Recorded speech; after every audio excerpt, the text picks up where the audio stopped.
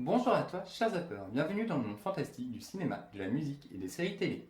Merci à toi pour ton soutien. Si tu aimes cette vidéo, n'hésite pas à la liker, à la commenter et la partager. Pour ce 30e numéro, j'ai décidé de revenir sur un conte du 7e art qui compte parmi mes films préférés. Je parle bien entendu du Labyrinthe de Pan. Prépare ton courage à demain, car que ce soit dans le monde réel comme dans celui de l'imaginaire, nous devons faire face à des choses pas toujours réjouissantes. Donc ne zappe pas.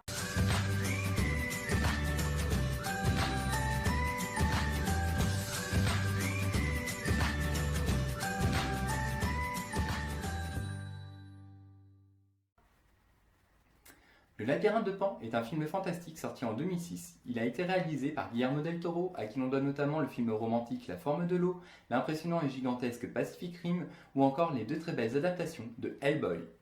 Faune à part numéro 1, le projet du Labyrinthe de Pan a germé pendant 20 ans dans l'esprit de del Toro. A l'origine, le scénario ressemblait à sa première version de L'Échine du Diable. Le film se déroulait dans le contexte de la Révolution espagnole et une femme enceinte rejoignait son mari dans un vaste manoir comme dans le Labyrinthe de Pan, sauf qu'ici c'est un moulin. En visitant la propriété, cette dernière tombait sur un jardin en forme de labyrinthe et y croisait un faune avec lequel elle aurait eu une relation intime. De ce moment serait né un enfant que le faune aurait proposé à la femme de sacrifier pour accéder à un labyrinthe. Del Toro, pour tourner ce film, a refusé les propositions émanant des studios hollywoodiens. En effet, il sortait de l'adaptation réussie de Hellboy et aurait pu avoir l'argent facilement. Cependant, Del Toro voulut un film espagnol, en espagnol, avec des espagnols, et il ne voulait pas vendre de compte au studio, donc pour cela, il se passerait d'eux. Le film a été tourné en 2005 dans la Sierra de Guadarrama, un massif montagneux en Espagne situé entre Ségovie et Madrid, et le tournage a duré 12 semaines.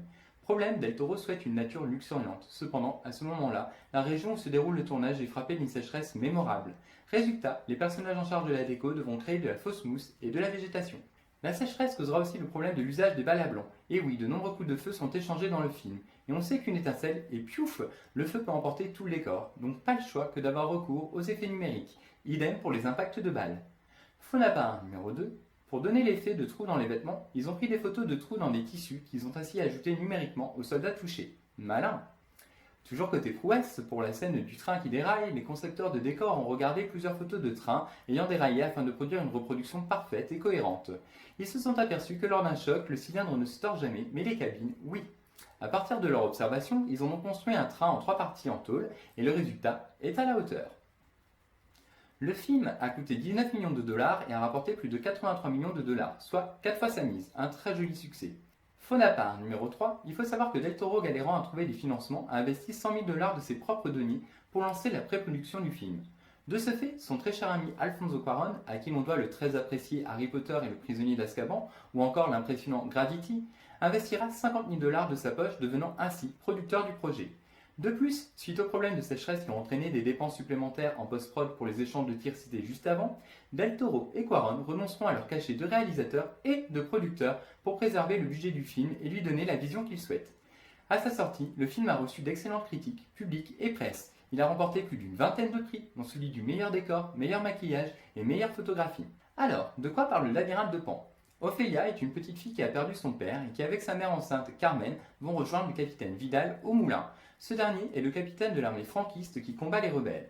En arrivant là-bas, Ophélia fait la rencontre d'Aphone qui lui dit que c'est une princesse qui s'appelle en réalité Moana et qu'elle devra relever 3 épreuves pour retourner dans le monde des abîmes.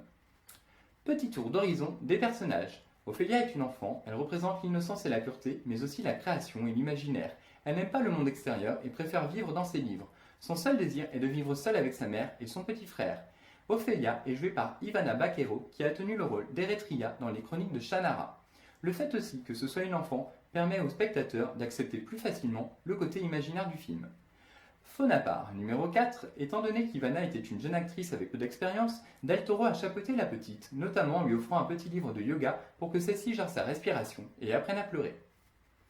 Carmen, la mère d'Ophélia, est une femme triste qui vit dans la peur. C'est un personnage qui a connu la faim, qui est veuve et qui attend un enfant. Elle est faible puisqu'elle accepte d'être diminuée lorsque Vidal la force à rester en fauteuil.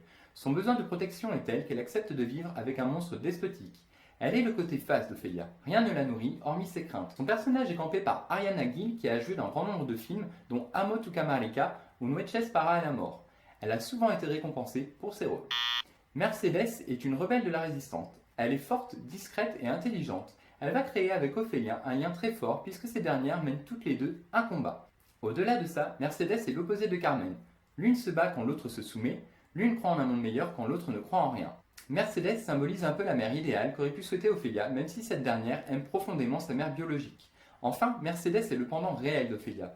En effet, Ophélia, dans sa quête d'imaginaire, doit récupérer une clé, tout comme Mercedes qui en utilise une pour voler les soldats franquistes. Ophélia doit affronter l'homme pâle, tout comme Mercedes qui doit affronter Vidal. Mercedes est campée par Maribel Verdú, que tu as pu voir dans Ituma También, et elle sera au cast du film d'ici, The Flash.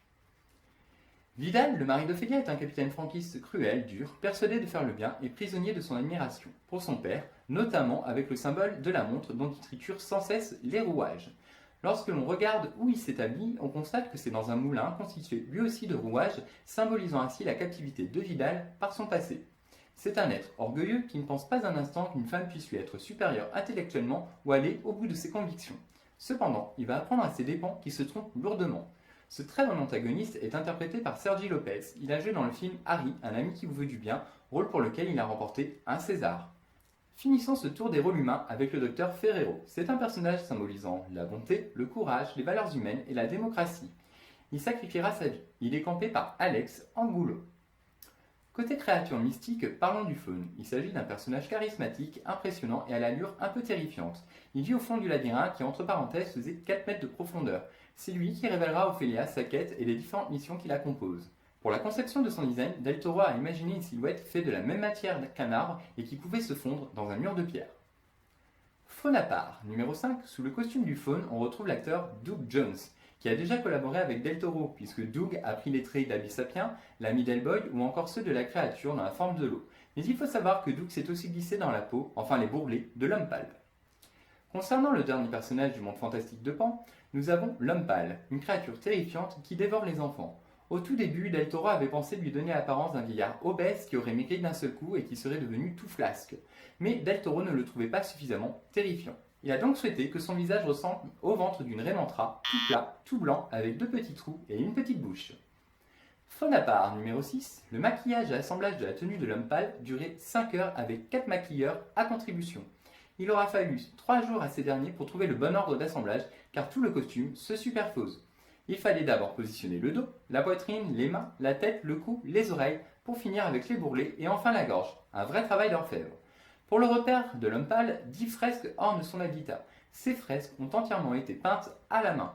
Le peintre Francisco Goya, dont le tableau met en scène Saturne dévorant son fils, a fortement inspiré l'histoire de cet homme pâle.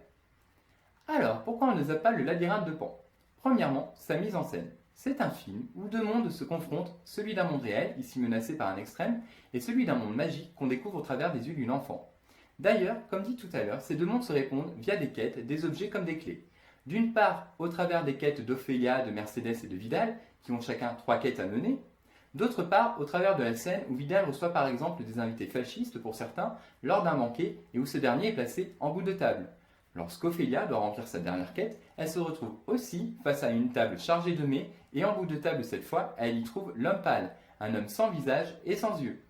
On pourrait dire que cette scène fantastique qui répond à l'autre plus réaliste est une métaphore. En effet, le fait que l'homme pâle n'ait pas d'yeux et ait la même place que Vidal pourrait sous-entendre que les gens qui ont assisté à son repas ont des œillères et perdent la vue, tout comme Vidal d'ailleurs, puisqu'ils sont incapables de voir le vrai visage de l'homme en face d'eux ou de voir le visage des idéologies pour lesquelles ils combattent. Et d'ailleurs, l'homme pâle est quasiment sans visage. Faune à part, numéro 7, Del Toro a tourné 90% du film avec une caméra sans cesse en mouvement, soit sur un chariot, soit avec une Steadicam, une caméra qui donne un rendu fluide. Cela dans le but de donner une impression voyeuriste au spectateur, de lui donner la sensation de glisser entre les objets, d'aller et venir entre les 2 mondes et d'être à l'affût de tout, comme un enfant curieux. Ceci afin de nous faire demander si on est dans l'imagination d'Ophélia ou si c'est bien réel. Deuxième point, son propos. Avec ces 2 mondes qui finissent progressivement par s'embriquer, on peut se demander lequel est vrai, celui de la guerre et de la terreur ou celui de la magie, du rêve. Aucune réponse n'est donnée. En tout cas, ce film, grâce au monde des abîmes, semble dire que malgré l'horreur à laquelle peut être confronté l'être humain, rien ne peut censurer l'imagination et le rêve, et qu'au final, l'homme reste libre dans sa tête, même dans une dictature. De plus, le film a une portée féministe. Les femmes ont un rôle déterminant, Mercedes, Ophélia, et détiennent en leurs mains la possibilité de jours meilleurs, notamment Mercedes en aidant les rebelles. Du côté de l'image, on retrouve l'appareil reproductif qui apparaît en rouge sur le livre ou encore les cornes du faune évoquant lui aussi cet appareil. Ce sont des symboles qui mettent en avant le fait que c'est la femme qui crée la vie, même dans des endroits les plus horribles. C'est elle qui détient les clés de la vie. Del Toro dira qu'il voulait que la mandragore qui sert à Sonny Carmen ait l'apparence d'un fœtus difforme, ajoutant encore un symbole féminin. Enfin, ce n'est pas pour rien que l'antagoniste soit un homme et est un mode de pensée qui méprise la femme. Il est misogyne et ne voit en elle que le moyen d'assurer sa descendance. Or, Vidal perdra la vie des mains d'une femme qu'il a sous-estimée et qui réécrira l'histoire de ce petit garçon que Vidal voulait tant. Ici, la femme brille par son courage, sa discrétion et son intelligence. Troisième point, sa musique. On retrouve Javier Navarrete à la partition de ce magnifique film. Il avait déjà travaillé avec Del Toro pour Les Chines du Diable. Il nous livre ici une performance magique, envoûtante, qui confère au film toute sa dualité. Quatrième point, ses scènes cultes. Attention, il y aura des spoils à partir de là. La scène de bataille dans la forêt dont j'ai parlé tout à l'heure, elle est très intense et surtout ce qui se passe une fois les rebelles vulnérables étendus sur le sol est très éprouvant. On découvre une fois de plus toute la cruauté de Vidal et de ses hommes.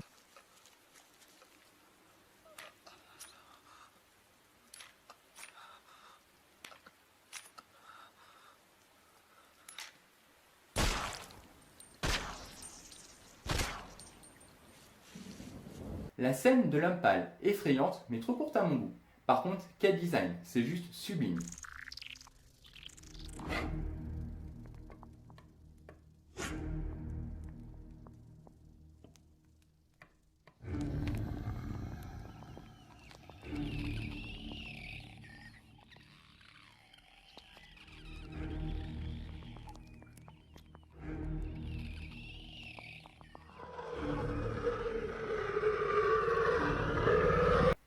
La scène de la mort du docteur est très touchante car ce dernier paye de sa vie un acte héroïque, celui d'avoir mis fin aux souffrances d'un des siens.